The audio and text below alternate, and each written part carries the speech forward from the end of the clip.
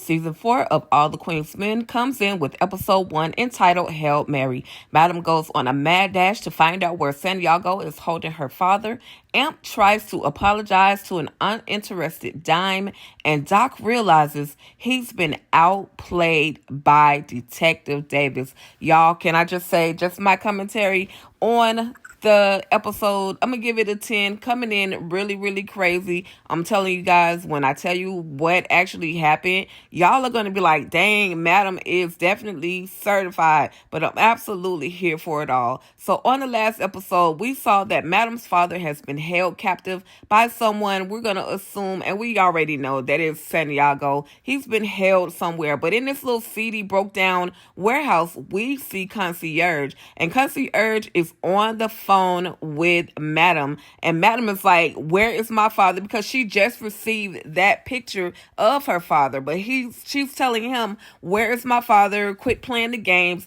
I will come pull up on you. Just tell me where my father is. Of course, Concierge is not budging because, this whole thing has nothing to do with him other than the fact that Madam took out his wife, aka Lotus. Now, his marriage was a marriage of convenience. It was all about the business, according to Concierge, but we know that it all went down. So back at the club, you guys, we see where the fellas have gotten into a scuffle and they had to get off the stage, but they've got to go out there and do this routine all over again. Give these people a brand new routine. Give them what they came for, because they are losing people money between Amp as well as Big D. So we see this little warehouse. This is another warehouse.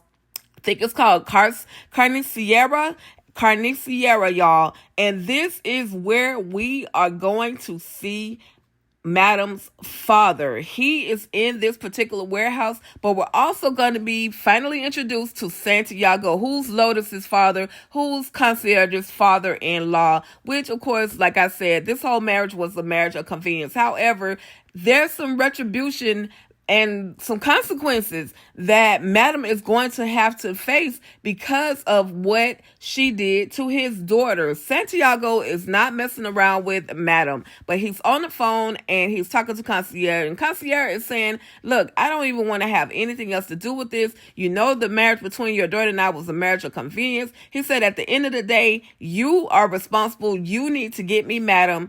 And that's what it all boils down to. Like, Santiago is kind of putting this whole situation off on Madam, and he also says not just on Madam, but he also is blaming Concierge because you shouldn't have been sleeping with her. So anyway, back at the club, we're going to see a new routine, you guys. The fellas are going to have to hit the stage. They've got this particular routine. Since they messed up the first one, they've got to give us a brand new routine. So I'm going to just be quiet and let y'all check out this routine, and then I will be right back.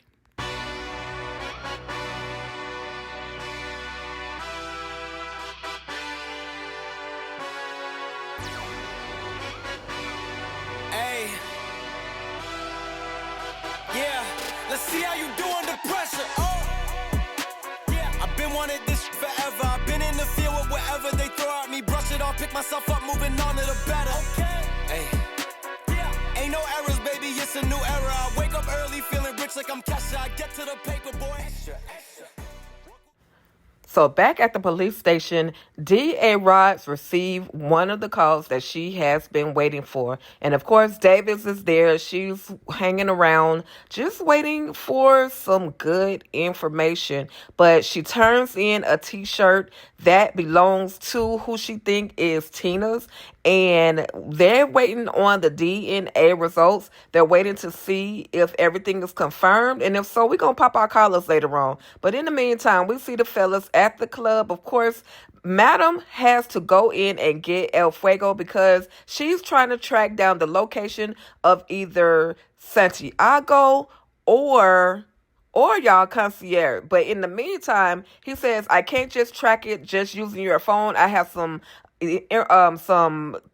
materials in my locker that could help me actually find, where this person is or locate this individual. In the meantime, we see Tommy and he's out burying the body. But then we meet this new character by the name of Smoke who has left the mental institution. He said he had to play the game, but then Smoke is burying somebody also. But then we see where Miss Tandy comes up and she asks Babyface to find her a blicky. So we're seeing where he goes and asks Midnight for a blicky. And Midnight, of course, has that blicky and he gives it to him. So we're still seeing Fuego. He's trying to track down a location, but they get a phone call, and then we see this. Santiago has poked out one of the eyeballs of Cadillac, y'all, and it is gruesome. It's so gruesome that even Fuego gets a little nauseated. We see Amp, he tries to apologize. Diamond's not buying it, but we also see DA Rod. She receives a phone call, and this is that phone call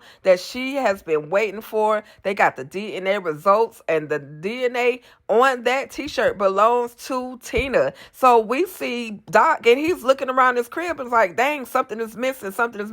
I can't find the t-shirt. So he gets on the phone and he's going to call Midnight. But we see Madam, and she's talking to Concierge and trying to find his location. We find out that because he stayed on the phone long enough, Fuego was able to track down Concierge's location. We find out that he is in Mexico. Tell the truth, y'all, I think Concierge did that on purpose, because if Concierge doesn't want to be found, he's not going to be found. So I truly believe he did this on purpose to help Madam out, also to help himself get out of this situation that he is in with Santiago, because like I said, y'all, Concierge was trying to leave the business of working with Santiago. So at this point, he can kill two birds with one stone. We see where Tandy gets a hold of the gun. We also finally see Trouble, because we've been trying to figure out where the heck Trouble was. Now, she was at a safe house because Madam has been trying to hide her, but now we see that she has been brought to Madam's Dungeon of Doom, and she sees that there is that thing that chops your head off in there, and she is so scared. We see Doc, he gets on the phone, he calls Midnight in the middle of midnight getting some, you know how midnight goes down. It don't matter if it's 2 a.m., 1 a.m., 10 a.m., he's going to be deep diving in some PU. That's all I got to say, y'all. So anyway, we see that conveniently, Big D happens to be at the same restaurant where Dime is. Okay, how convenient. So anyway, we see Concierge, and he is interrogating someone because this man ain't been turning in his money. And as he's doing this interrogation, in walks Madam. She's questioning him, where is Santiago? Then we see where he is on the phone. This is Doc on the phone with Davis, and she lets him know, I know what I know, and don't worry, you're not going to be in any trouble. I'm aiming for big fish. Now, when she said big fish, Doc, that should have been a sign to you that she's going to try to go after Madam. But we see DA Roz, and she is out walking, confirming, trying to find a judge who will sign a warrant to go up against Madam. And we see that she gets some bullets popped off at her. And of course, we know that Tandy is the one that shot off at her. So we see Madam as well as Tommy, as well as Blue. Blue is definitely a sharpshooter because she's knocking them out left and right. We find out that they have made their way to the warehouse Carnecia. I'll get it right before the end of the season. And we see that this is the place basically where the father is being held. And this dude right here at the end, he literally peed on himself because he was so afraid of Madam. Madam told Tommy to snap this dude's neck so we can go and get my father. Like, this dude was concealing everything from the beginning that they walked in. He pretended like he didn't understand English. So Tommy was translating. Tommy was on his bilingual stuff, y'all. Tommy was habla español. I was like, okay, Tommy, I see you. But anyway, you guys, that was the end of episode 1 from season 4. I'll definitely be back. There was definitely a lot of Hail Marys going on in this episode. That apology that Amp gave to Dime was useless because she's still not feeling Amp. And Concierge is trying to get out of a situation, y'all. I'm absolutely here for it. Y'all make sure y'all come back for episode number 2 from season 4 of All the Queen's Men. Your girl Tika Deshawn will be back. All right, y'all. Thank you for tapping in, and I appreciate you. Stay ruthless.